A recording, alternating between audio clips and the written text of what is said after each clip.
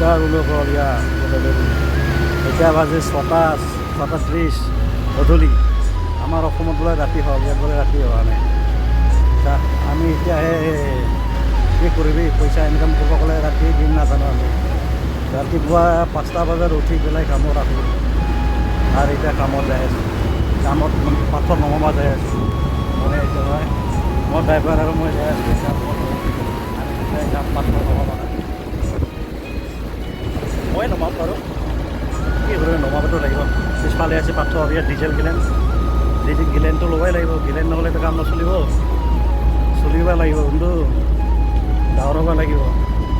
গুৱাহাটীৰ কাম কৰিলে মাহত মাত্ৰ 10,000 টকা দিয়ে আৰু আমি কেৰেলাত মাহত যদি কাম কৰোঁ তান বহুত হিচাপ কৰিব নপৰে।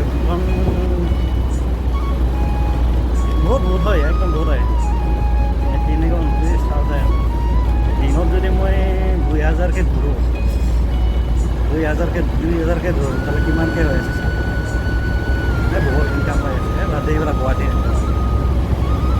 মানুহৰ গালি খাই কাম কৰি লাভ নাই। গুৱাহাটীত 300-400 টকা। কেৰেলা আহি যাওক, কোনোবা যদি কণ্টেক্ট নাপায়, কাম নাপায়, মোক কৰি মই বিচাৰি দি আছোঁ কাম। সেইটো বেলেগ কাম নিদিম, মই যিখিনি কাম কৰোঁ এইখিনি কামেই দিম, বেলেগ কামটো দিব নোৱাৰোঁ। এতিয়া চাওক ৰবাৰ গাছ কেনেকুৱা, অলপ ভিডিঅ'টো অলপ চাই থাকিব ভিডিঅ'টো কেনেকুৱা লাগিব। কি কৰিবি, গুৱাহাটীত কাম কৰিলেও মালিককেইটা, কিছুমান মালিক নটাংকি, টাইমত চেলাৰী নাপায়। কি কৰিবি, তাৰ মাহতে 10,000 টকা আৰু দিন হাজিৰা কৰিলে 300 টকা, 400 টকা, সেইবিলাক হাজিৰা হয় নেকি?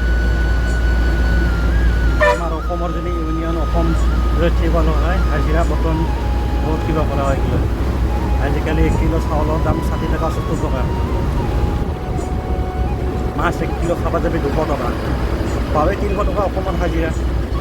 আৰু কেৰেলা চাহ 2,000 টকা হাজিৰা হ'লেও তাৰমানে আৰু লাগে, আৰু নবচাই আৰু লাগে।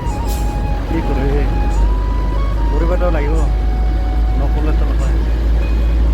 চাওঁ আজি ৰাতি হ'ব অকণমান। ঠিক আছে, বাই বাই।